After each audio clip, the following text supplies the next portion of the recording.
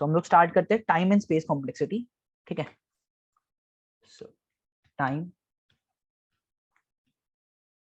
And space complexity. देखो हम time and space complexity बहुत ब्रीफ में तो नहीं देखेंगे, थोड़ा मोड़ा तुम लोग को आना चाहिए, थोड़ा मोड़ा मैं तुमको समझा दूंगा जितनी जरूरत पड़ेगी हमें पूरे कोर्स के अंदर, बट थोड़ा तुम्हें और डीप में पढ़ना हो तो तुम लोग यूट्यूब से पढ़ सकते हो, ठीक है। सो बस आज वाली एक दो टॉपिक है जो मैं तुम लोग को पहले ही बता दे रहा हूँ, इसीलिए ताकि तुम्हें पता रहे कि ये टॉपिक्स मैं उतने से नहीं पढ़ाने वाला हूँ, क्योंकि ये टॉपिक तुम और भी जगह से पढ़ सकते हो, इसलिए मैं आज इस फर्स्ट लेक्चर में ले रहा हूँ। इसके बाद कोई ऐसा टॉपिक नहीं होगा जो मैं नहीं पढ़ाने वाला हूँ, क्योंकि हम बेसिकली कोर टी से चालू करेंगे। सो टाइम एंड स्पेस कॉम्प्लेक्सिटी क्या होता है? देखो अगर हमारा कोई भी प्रोग्राम है, ठीक है, प्रोग्राम इन द सेंस जैसे हमने अभी यहाँ पे कोड किया था, ये हमारा कोड था, ठीक है, ये हमारा प्रोग्राम था। तो ये जो हमारा है प्रोग्राम, वो जो इनपुट वेरिएबल है, जैसे हम क्या करते हैं इनपुट भी लेते हैं वेरिएबल्स को, तो इनपुट वेरिएबल्स पे कैसे डिपेंड करता है ये हमें टाइम एंड स्पेस कॉम्प्लेक्सिटी बताता है, ठीक है। देखो टाइम कॉम्प्लेक्सिटी क्या होता है कि जो हमारा प्रोग्राम जो एग्जीक्यूट हो रहा है, एग्जीक्यूशन टाइम जो भी मेरा इनपुट पे कैसे डिपेंड कर रहा है, इनपुट पे कैसे, सब इनपुट में एन मान के चलो, तो इनपुट अगर मेरा एन है और अगर वो लीनियरली बढ़ रहा है, जैसे अगर मेरा एन लीनियरली बढ़ रहा है तो मेरा प्रोग्राम कैसे बढ़ेगा, मतलब प्रोग्राम का जो टाइम है वो कैसे बढ़ेगा। मेरा जो टाइम कॉम्प्लेक्सिटी होता है वो एग्जैक्ट टाइम नहीं बताता है। ऐसा नहीं कि अगर टाइम कॉम्प्लेक्सिटी किसी प्रोग्राम की लॉग एन है तो तुम लॉग एन से उसका टाइम कैलकुलेट कर लोगे, ऐसा नहीं होगा। टाइम बहुत चीजों पे डिपेंड करेगा, तुम्हारे सिस्टम पे डिपेंड करेगा, तुम्हारे सिस्टम के प्रोसेसर पे डिपेंड करेगा, कंपाइलर पे डिपेंड करेगा, इंटरनेट स्पीड पे डिपेंड करता है, अगर तुम ऑनलाइन यूज करते हो तो कुछ चीजों पे डिपेंड करता है। बट मैं क्या बोलना चाह रहा हूँ, किस फैक्टर से बढ़ेगा वो हमें बताता है टाइम कॉम्प्लेक्सिटी। अगर मेरा कोई प्रोग्राम है वो किस फैक्टर ऑफ एन से बढ़ेगा, एन के किस फैक्टर से बढ़ेगा, एन स्क्वायर से बढ़ेगा, एन क्यूब के फैक्टर से बढ़ेगा, या फिर लॉग एन से बढ़ेगा, ये चीज है, ठीक है। अब इसके अंदर तीन चीजें आती हैं, बेस्ट केस, वर्स्ट केस और एवरेज केस, ठीक है। तो तुम ये देख सकते हो, थोड़ा सा ब्रीफ कर सकते हो, best case, worst case, average case. हम लोग वर्स्ट के टाइम कॉम्प्लेक्सिटी की बात करते हैं कि वर्स्ट केस में देखो हो सकता है कोई प्रोग्राम में पहली ही चीज पे हमें आउट, मतलब जो हमें डिजायर्ड चीजें थी वो मिल गई, ठीक है। जैसे हमें क्या करना है, एक एरे दे दिया या फिर कुछ चीजें दे दी, उसके अंदर 0 0 0 है, हमें इसे 1 1 1 में डालना है, ठीक है, इसको 1 कन्वर्ट करना है, इसको भी 1 कन्वर्ट करना है, इसको भी 1 कन्वर्ट करना है, ठीक है। अब हमें जो इनपुट दिया वही 1 1 1 दे दिया, अगर इनपुट ही 1 1 1 दे दिया, ठीक है, तो हमारा जो इनपुट है वो ही, मतलब उसमें कुछ करने की जरूरत ही नहीं है। तो ये जैसे बेस्ट केस हो गया। जैसे अगर तुम और से समझ सकते हो कि समझो मुझे जीरो फाइंड करना था इसके अंदर, ठीक है, ये 0 2 3 लिखा है, देखो आप देख लेते, 0 2 एंड 3 एक एरे दे दिया मुझे, इसके अंदर मुझे जीरो फाइंड करना था, ठीक है। तो या तो मैं पहले ही लोकेशन फाइंड करूं और मुझे मिल जाए, तो ये क्या हो गया, बेस्ट केस हो गया कि इससे तेज एल्गोरिदम काम ही नहीं कर सकता। मैंने जैसे ही एल्गोरिदम स्टार्ट किया और मुझे डिजायर आउटपुट मिल गया। अब वर्स्ट किस कर सकता है कि मैं पूरा चलते जाऊं और मुझे 3 पे जाके सीधे मिले, मतलब यहाँ पे अगर 0 होता तो, कि मैं पूरे एरे पे ट्रेवर्स किया फिर मुझे एंड में जाके 0 मिला जो मुझे चाहिए था। तो ये क्या हुआ, वर्स्ट केस, मुझे सबसे ज्यादा टाइम लगा, इससे ज्यादा टाइम नहीं लग सकता इस कोड के। तो हम क्या करते हैं, वर्स्ट केस की बात करते हैं कि वर्स्ट केस में ये कोड, ये एल्गोरिदम कैसे चलेगी, उसके हिसाब से हम डिसाइड करते हैं कि क्या इसका टाइम कॉम्प्लेक्सिटी। और स्पेस कॉम्प्लेक्सिटी क्या होती है, देखो स्पेस कॉम्प्लेक्सिटी भी फैक्टर्स वगैरह सब सेम होते हैं, एन के ऊपर डिपेंड करते हैं, बट कितना स्पेस लेगा मेरा प्रोग्राम, मेरा प्रोग्राम क्या स्पेस लेगा, और वो स्पेस एन के फैक्टर पे, किस फैक्टर पे डिपेंड करेगा, वो होती है space complexity. So I hope तुम लोग को basic time complexity and space complexity समझ आई होगी। इसके हम क्वेश्चंस या फिर जैसे जो भी हम एल्गोरिथम लिखेंगे उसकी टाइम कॉम्प्लेक्सिटी, स्पेस कॉम्प्लेक्सिटी हम निकालते जाएंगे, उसमें कोई दिक्कत वाली बात नहीं है। मैं एक बार तुम लोग को बता देता हूँ कि होती क्या क्या है, जैसे जो हमें बहुत इंपॉर्टेंट है, जो बहुत इंपॉर्टेंट है वो तो बताता हूँ तुम लोग को, ठीक है। सो सबसे बेस्ट एल्गोरिदम होती है, अगर टाइम कॉम्प्लेक्सिटी की बात करो तो देखो, या तो O ऑफ 1 चल गई, कांस्टेंट स्पेस, O ऑफ 1 मतलब कांस्टेंट, कांस्टेंट कांस्टेंट टाइम या स्पेस, ठीक है। मतलब मैं एन को बढ़ाते जाऊं कोई फर्क ही नहीं पड़ रहा, 1 पे डिपेंड कर रहा है, कांस्टेंट है, 1 लिख दो, के लिख दो, कोई फर्क नहीं पड़ रहा, ठीक है। और अगर मैं O ऑफ N लिखूं, जैसे इसके बाद आता है O of log n, O of log n. So O of log n is a better you can say worse than O of k. मतलब कांस्टेंट टाइम नहीं लग रहा, बट log n पे डिपेंड कर रहा है, log n पे algorithm depend कर रहा है। इसके बाद क्या आता है O of n, n पे डिपेंड कर रहा है। इसके बाद क्या आता है O of n log n, O of n log n, okay, and after this n square, n cube, 2 to the power n और O of n फैक्टोरियल। सो मुझे मतलब बेसिकली इतना मुझे आइडिया है कि तुम लोग को basic time complexity space complexity आता है, बस मैं थोड़ा इंट्रोड्यूस करा रहा था और ये चीज मुझे बतानी।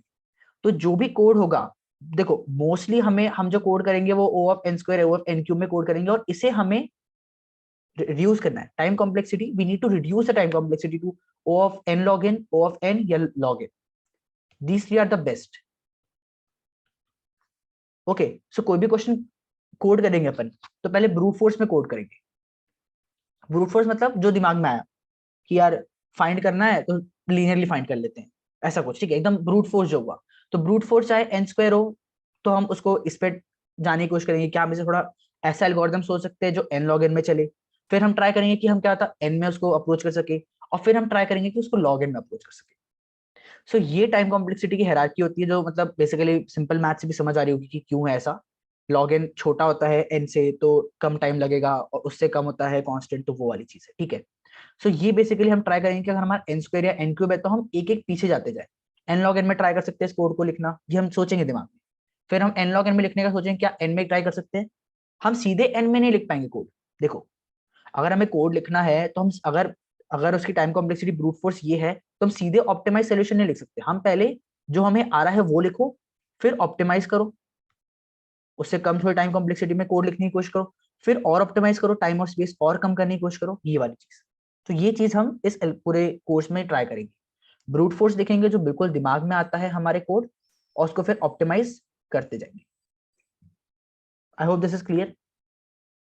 टाइम कॉम्प्लेक्सिटी स्पेस कॉम्प्लेक्सिटी थोड़ा सा ब्रीफ में जाने के लिए तुम YouTube पे एक ट्यूटोरियल देख सकते हो, 15-20 मिनट का ब्रीफ हो जाएगा तुम लोग का, कोई दिक्कत वाली बात नहीं है। किसी को कोई डाउट है तो पूछ लो। Anyone, any doubt?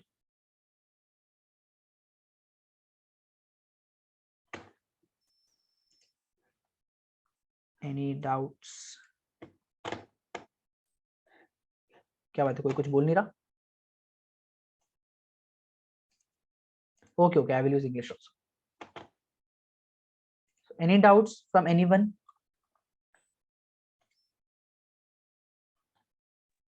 No. Okay, okay, okay, okay, okay. No भैया। Okay, okay, okay. So let's discuss the last topic. Okay. So deciding time and space complexity according to the constraints. Okay, according to the constraints. Let's see. So if you are given a question, okay. So in questions, if you are given a question, so there you are given the values between which the n will depend. मतलब अगर मैं कोई algorithm use कर रहा हूं जिसमें मुझे n input मिलने वाला है, तो मुझे n के कंस्टेंट दे रहे थे कि n 10 to the power 5 to 10 to the power 8 है, या 10 to the power 8 से बड़ा है, ये वाली चीज। अब मैं तुम्हें ये बता रहा हूँ, ये सुनो जरा। कोई भी normal compiler 10 to the power 8 operations perform कर पाता है पर second. So normal compiler operates 10 to the power 8 operations per second. So how this is useful? How this information is useful? So if your algorithm is taking 10 to the power 8 plus time, so this will exceed 1 second. 1 second of time. ठीक है, 1 second of time. And mostly you need to run your code in 1 second. Until unless it is given. तो देखो जो हमारा time complexity होता है ना, देखो मैं दिखाता हूँ एक बार, ऊपर चलते हैं, ठीक है। सो n के बेसिस पे हम यहाँ पे टाइम कॉम्प्लेक्सिटी डिसाइड कर सकते हैं। कैसे कैसे? एक सेकेंड में, in 1 second we can operate at max 10 to the power 8 operations. At max 10 to the power 8 operations. So if we are given the value of n, so we can decide the algorithm within which we will be 10 to the power 8 से या फिर छोटा। ये बस समझ आई। देखो हमें 1 second में रन करना है कोड को, मोस्टली कोड्स को 1 सेकंड में रन करना है, तो हमें 10 टू द पावर 8 के टाइम कॉम्प्लेक्सिटी के अंदर रन करना है। तो हमें n दिया रहेगा, तो n के हिसाब से हम ये एल्गोरिथम पता कर सकते हैं कि क्या हमें रन करना। जैसे अगर मुझे 10 टू द पावर 4 मुझे लिमिट दे रखी है n की, कि n can go at max 10 to the power 4। Okay, so can I run n square? Yes, I can, because if I run an n square algorithm, so it will go 10 to the power 8, which will be within 1 second. But can I run an n cube algorithm on this constraint? Can I run this? No, because this will be 10 to the power 12. This will be 10 to the power 12, and 10 to the power 12 will take more than 1 second. समझ आ रही बात? तो मैं n की value या फिर जो भी इनपुट है उसकी वैल्यू देख के डिसाइड कर सकता हूँ कि which algorithm I need to use, और यही मैंने यहाँ पे लिख रखा है। देखो मैं तुमको पहले दिखाता हूँ, एग्जांपल दिखाते हैं। अच्छा देखते हैं। So this is a LeetCode problem, ठीक है। In almost every problem you will be given constraints here. In LeetCode you are given at the bottom, so you are given that nums dot length, जो nums की length है, जो मेरा input array है उसकी जो length है, that depends from 1 to 10 to the power 3, that is 1000. Okay, सो 1000 पे डिपेंड करिए। अब देखो इसका क्या यूज कर सकते हैं। हमें बोल दिया कि जो इनपुट है वो 10 टू द पावर 3 तक जा सकती है एट मैक्स। तो मैं क्या यहाँ पे n स्क्वायर एल्गोरिथम लगा सकता हूँ?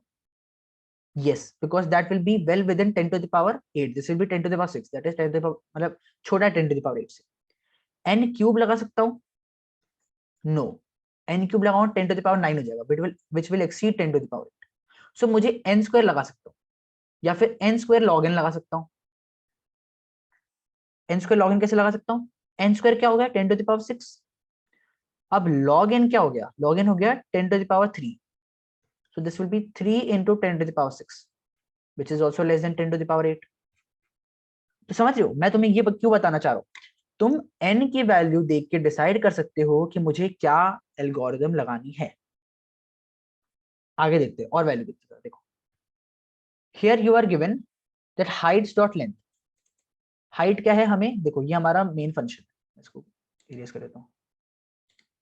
सो this is the function given, this is the vector given. Okay, vector देखेंगे क्या होता है। सो this is the vector given, इसकी ये हाइट है, इसकी जो लेंथ है वो मेरी 10 टू द पावर 5 जा रही है एट मैक्स। चलो आओ एनालिसिस करते हैं अपन। सो मेरे पास 10 टू द पावर 5 जा रही है, तो क्या मैं n स्क्वायर एल्गोरिथम लगा सकता हूँ? नहीं, ये 10 टू द पावर 10 हो जाएगा। क्या मैं n log n लगा सकता हूँ? हाँ, कैसे? ये हो जाएगा 10 to the power 5 log 5, that will be equal to 5 into 10 to the power 5. So n log n can be an approach. So मैं ये नहीं बोलना चाह रहा हूँ कि n log n से सॉल्व हो जाएगा, बट तुम ये वैल्यू देख के जब तुमने ये वाली वैल्यू देखी, ठीक है, अब तुम्हारे दिमाग में n स्क्वायर का कोड आया कि यार मैं n स्क्वायर में कर सकता हूँ। फिर तुम सोचोगे कि यार देखो जो कंस्ट्रेंट हिसाब से n स्क्वायर में तो कोड नहीं, n स्क्वायर में तो कोड नहीं होगा क्योंकि वो तो 10 टू द पावर 8 को एक्सीड कर देगा। तो अब मैं पहले ही ऑप्टिमाइज सोचूंगा, कि यार मैं ऐसा एल्गोरिथम सोचता हूँ जो n log n में काम करे। फिर तुम अपने दिमाग वहां दौड़ाओगे कि n log n में कौन सी एल्गोरिथम है जो रन करती है। So I hope you are getting. तो एक बार समरी देता हूँ, एक बार छोटी समरी देता हूँ। 10 to the power 8 is the maximum number of operations per second. कहीं कहीं जगह 10 टू द पावर 7 भी होता है, सिर्फ 10 टू द पावर 7 ऑपरेशन हो सकते हैं कंपाइलर पे। सो ऑनलाइन मान के चलो 10 to the power 8 is the limit, 10 to the power 8 से ज्यादा पर सेकंड नहीं हो सकते operations. So you need to code a solution which runs under 10 to the power 8. Okay, which runs under 10 to the power 8 operations. So तुम n की value या फिर जो भी इनपुट की वैल्यू देख के अपने दिमाग में मतलब सोच सकते हो कि मुझे कौन सा एल्गोरिथम यूज करनी है या फिर कौन सा एल्गोरिथम मैं यूज कर सकता हूँ। और यही मैंने यहाँ लिख रखा है। देखो यहाँ पे क्या लिख रखा है मैंने, अगर मेरा n 12 से छोटा है तो मैं n फैक्टोरियल भी यूज कर सकता हूँ, क्योंकि 12 का फैक्टोरियल जो भी होगा वो भी 10⁸ से छोटा ही होगा। अगर मेरा n लेस देन 25 है तो मैं 2 to the power n 2 to the power n type का भी टाइम कॉम्प्लेक्सिटी वाला एल्गोरिथम यूज कर सकता हूँ मैं। अगर 100 से लेस देन है 10⁴ यूज कर सकता हूँ। 500 से लेस देन है, या फिर मतलब ये अपर लिमिट है ना n की, तो 10⁻³ भी यूज कर सकता हूँ। बट यहां से देखो, यहां से इंपॉर्टेंट पार्ट चालू होता है। 10⁴ है तो मैं n² यूज कर सकता हूं, बट n² थोड़ा रिस्की भी है अभी। रिस्की क्यों है? क्योंकि कुछ कंपाइलर हो सकते हैं जो 10⁷ तक ही रन करते हैं ऑपरेशंस। ठीक है, सो हम लिखेंगे बट ऑप्टिमाइज करने का सोचेंगे अगर 10⁴ है तो भी। ठीक है, अगर 10⁶ तक आ रहा है n की वैल्यू जो मेरा इनपुट है, तब तो n² तो रन ही नहीं होगा, ये समझ जाओ पहली बात। n log n हो सकता है, या तो n में करोगे कोड या तो log n में करो कोड, इसके ऊपर का कोई भी एल्गोरिदम नहीं रन हो सकता। अगर मेरा 10⁸ है तो मुझे पक्के से O ऑफ n में ही करना पड़ेगा, मुझे एक फॉर लूप में या फिर एक आइटरेशन में ही पूरे कोड को सॉल्व करना, पूरे क्वेश्चन को सॉल्व करना पड़ेगा। ये समझो जरा, ये बात को समझो कि n पे कैसे डिपेंड कर रहा है मेरा एल्गोरिदम। n पे क्या डिपेंड कर रहा है? Time complexity. और टाइम कॉम्प्लेक्सिटी पे क्या क्या कर रहा है डिपेंड? एल्गोरिदम। तो हमें n दे रखा है तो हम उसका देख सकते हैं कि मैक्सिमम टाइम लिमिट कितना लग रहा है, टाइम कॉम्प्लेक्सिटी क्या लग रही है इसकी, है ना, मतलब ऑपरेशंस के टर्म में, ऑपरेशंस के टर्म में। और ये पता चल गया तो हम सोच सकते हैं टेंटेटिव एल्गोरिदम जो यूज होगी क्वेश्चन के। सो किसी को इस चीज में डाउट है अभी तक? तो बताओ, किसी को डाउट है? एनीवन? समझ आई मैं क्या बोलना चाह रहा हूँ? कि मैंने टाइम कॉम्प्लेक्सिटी से ऑपरेशंस कैसे ड्रॉ किया और वहां से एल्गोरिदम कैसे ड्रॉ कर रहा हूँ।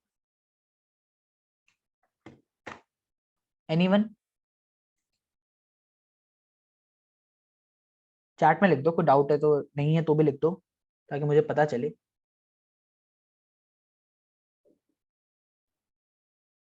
नो डाउट सर हाँ पूछो पूछो पूछो।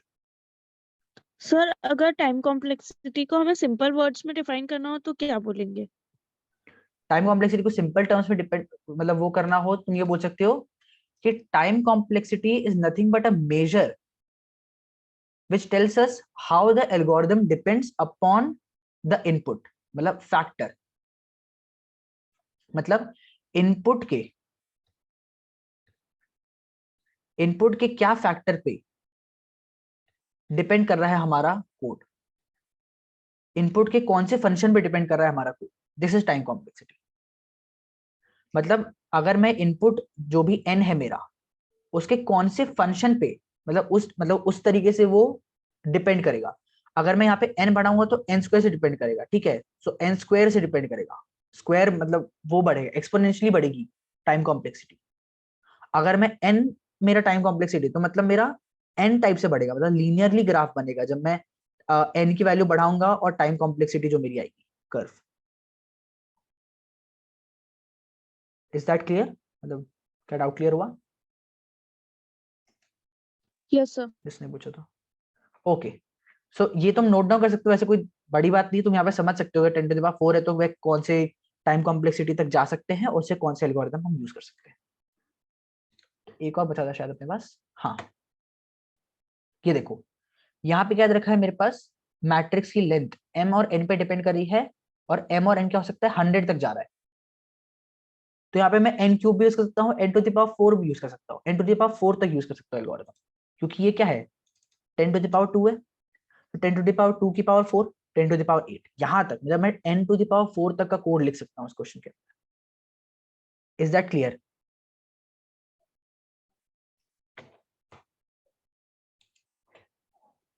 Is that clear? बता दो भाई, हाँ ना बता दो।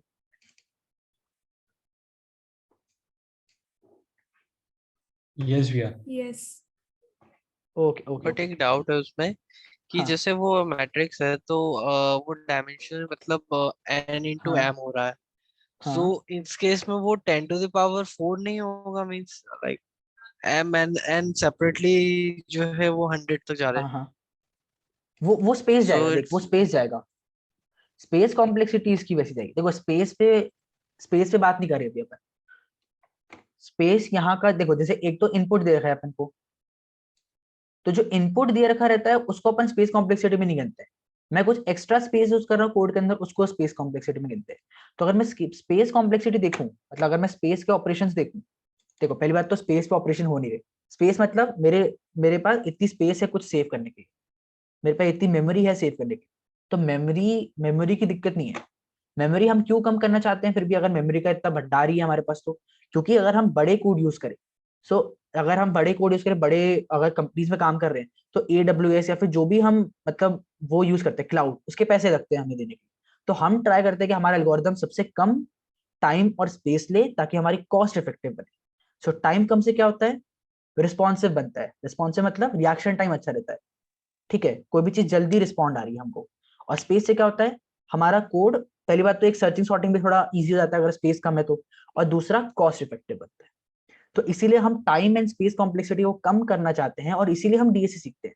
देखो अगर तुम जानना चाहो डीएसए सीखना है क्यों, तो डीएसए यही सीखना है कि हम कोई भी क्वेश्चन को बेटर सॉल्व कैसे कर सकते हैं। अगर मुझे कोई भी एल्गोरिदम दिया तो उसको ऑप्टिमाइज कैसे कर सकता हूं मैं, ऑप्टिमाइज कैसे कर सकता हूं मैं, या तो कुछ डेटा स्ट्रक्चर यूज कर लूं मैं जो अल्टरनेटिव हो, जो अच्छा हो, या तो कुछ मैं एल्गोरिदम ऐसे लगा दूं जो उस कोड को इजीली कर दे। यही तो है डीएसए, ये डीएसए। और इसलिए कंपनी चाहती है कि हमें डीएसए आए। डीएसए आएगा तो क्या होगा, हम किसी भी, हमें देखो अगर हम बड़ी कंपनी में जाते हैं अमेजोन में, तो अमेजोन में जो प्रॉब्लम अगर हमें फेस होगी वो स्टैक ओवरफ्लो पे नहीं मिलेगी, समझो, स्टैक ओवरफ्लो पे वो नहीं मिलेगा, तुम्हें खुद से ढूंढना पड़ेगा उसका सोल्यूशन। तो तुम्हारी क्या होनी चाहिए, थिंकिंग एबिलिटी अच्छी होनी चाहिए। तो तुम डीएसए सीखने से क्या होता है तुम्हारा, एक तो तुम एल्गोरिदम को बेटर लिख सकते हो, तुम time complexity space complexity reduce कर सकते हो किसी एल्गोरिदम की, और तुम्हारा क्या होता है, थिंकिंग एबिलिटी अच्छी होती है, जिससे तुम कोई भी प्रॉब्लम सॉल्व कर सकते हो अगर तुम्हें नई प्रॉब्लम मिलती है तो। और जो सर्विस बेस्ड कंपनी है वो तो डीएसए क्यों नहीं पूछती, यही रीजन है। वहां पे जो प्रॉब्लम्स है, वो जो टेक स्टैक पे काम कर रहे हैं, वो एग्जिस्टिंग टेक स्टैक्स है, वो एग्जिस्टिंग टेक स्टैक्स हैं, तो उनको उतना फर्क नहीं पड़ता। अगर कोई बड़ी प्रॉब्लम आई भी तो वो लोग सॉल्व कर सकते हैं, या फिर पहले से उसका सोल्यूशन होगा, कुछ तो होगा सोल्यूशन रिलेटेड। समझ रहे हो ये चीज को। स्टार्टअप्स भी क्यों नहीं पूछती, स्टार्टअप्स भी डीएसए इतना क्यों नहीं पूछती, इसीलिए क्योंकि स्टार्टअप जो टेक स्टैक पे काम कर रही है वो एग्जिस्टिंग टेक स्टैक्स होता है, उनको बस ये चाहिए उनका डेवलपमेंट अच्छा हो, भाई तुमको डेवलपमेंट आनी चाहिए। डीएसए ठीक है, थोड़ा मोड़ा आता है तो बढ़िया है, नहीं तो कोई दिक्कत नहीं है, बट हमें डीएसए सीखना बहुत जरूरी है। हमें डीएसए सीखना जरूरी है, क्योंकि हमारी थिंकिंग एबिलिटी बढ़ेगी इससे, कोड लिखने की एबिलिटी बढ़ेगी। फिर तुम उसे कहीं भी यूज करो, तुम एंड्रॉइड करो, तुम एमएल करो, तुम वेब डेवलपमेंट करो, कहीं भी लिखो कोड तो तुम ऑप्टिमल और बेटर कोड लिखो। सारदा पूछा what is vector. So vector को एक बार अपन डिस्कस कर लेंगे। वेक्टर एसटीएल होता है, मैंने तुम लोग को बोला एक बार एसटीएल पढ़ लो। वेक्टर एसटीएल होता है जो एरे का सब्स्टिट्यूट कह सकते हो, एक बेटर एरे कह सकते हो, ऐसा कह सकते हो। सो अब एरे जब डिस्कस करेंगे कल से, तो हम वेक्टर भी 5-10 में डिस्कस कर दूंगा, बट वैसे तुम एक बार एसटीएल पढ़ सकते हो। सो किसी ने कुछ डाउट पूछा था, हाँ ओजस डाउट पूछा था, शायद मैं क्लियर कर पाया है ना, कि ये स्पेस कॉम्प्लेक्सिटी की बात नहीं कर रहे अपन, अपन टाइम कॉम्प्लेक्सिटी ऑपरेशन से बात कर रहे हैं, ठीक है, इज दैट क्लियर। यस। तो ये यहाँ पे देखो, ये क्या हुआ मेरा m और n, हाँ तो 10⁴ तक जा सकता हूँ मैं, ये बेसिक चीज थी। अब देखो एक लास्ट चीज जो होता है बहुत बार कोड में, क्या होता है, अब मेरा जो यहाँ पे दे रखा था, ठीक है, ये मेरा हाइट्स ऑफ आई दे रखा था 10⁴, ठीक है, बट जैसे मुझे कुछ कुछ जगह क्या दे रखा रहता है, कंस्ट्रेंट दे रखा रहता है, n दे रखा रहता है मुझे 10⁸ या 9। तो एक चीज तो समझ आ गई, मुझे O ऑफ n यूज करना है ना, O ऑफ n तो यूज करना है। दूसरा क्या है, अब 10⁸ या 9 ना मैं इंट में सेव नहीं कर सकता, तो मैं उसके लिए क्या करता हूँ, लॉन्ग लॉन्ग इंट यूज करता हूँ। लॉन्ग लॉन्ग, क्या लिख रहा हूँ, long long int, long long integer use करता हूँ। लॉन्ग लॉन्ग से क्या होता है, इसका जो रेंज होता है इंटीजर का वो बढ़ जाता है। तो बस मैं इंट्रोड्यूस करना चाह रहा था, इसको हम यूज करेंगे जहां भी होगा, मैं तो बता दूंगा, उसकी दिक्कत मत लो।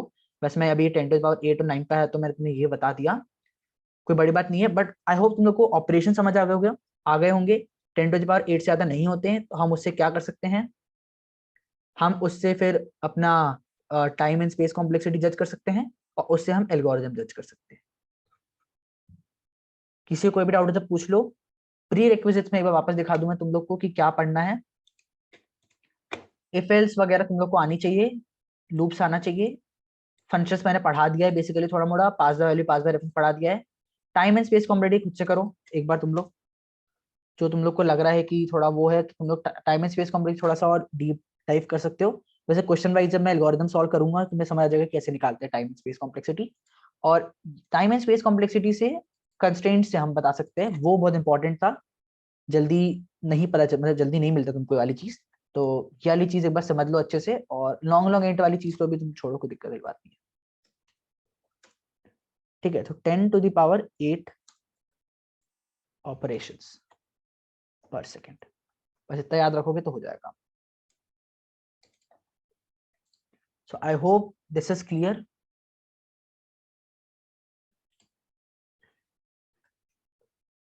किसी को डाउट है तो पूछ लो।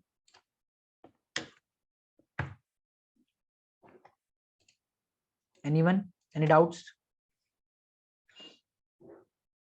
कल से हम एरे चालू करेंगे और मैं तुम्हें वो शीट शेयर कर दूंगा, एक्सेल वाली।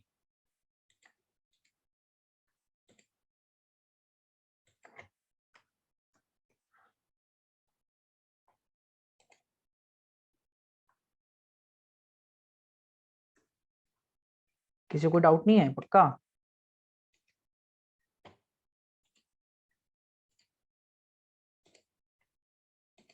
क्या हो गया यार, सब इतने चुप क्यों हो भाई? तो भैया जावा को मतलब क्या कहता है, एल्गोरिदम करने में इम्प्लीमेंट कैसे कर सकते हैं इसको, कोड क्या को? क्या वापस बोलना। अंशु, वापस बोलना जरा, मैं समझा नहीं।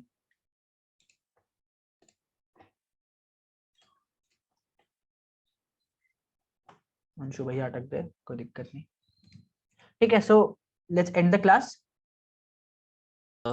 शिवम, हाँ हाँ हाँ आई थिंक मुझे एक क्वेश्चन ये था, लाइक हाँ। जैसे हमारे डिफरेंट सॉर्टिंग एल्गोरिथम्स होती है, we use quick sort, merge sort, heap sort, normal जो हमारी बाइनरी सॉर्टिंग हम मतलब कर रहे हैं। सो इस केस में लाइक हमारी स्पेस कॉम्प्लेक्सिटी हाई हो जाती है एंड टाइम कॉम्प्लेक्सिटी वो रिड्यूस हो सकती है, या कुछ सॉर्टिंग्स में वो रहती है, क्या बोलते हैं, कांस्टेंट रहेगी, सिमिलर रहेगी।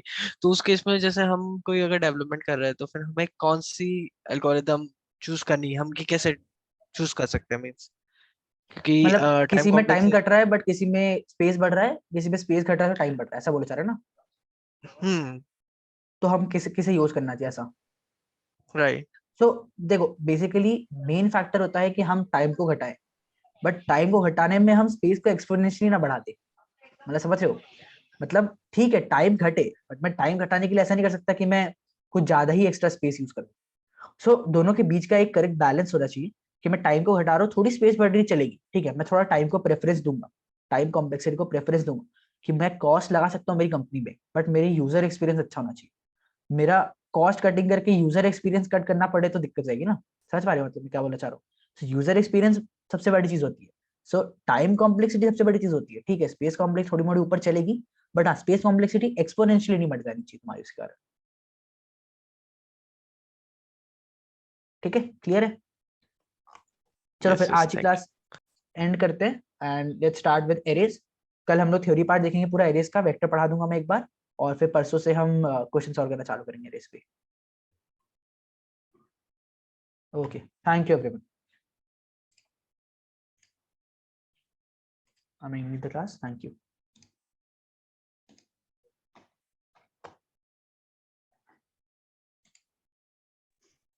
Thank you, sir. Okay okay okay.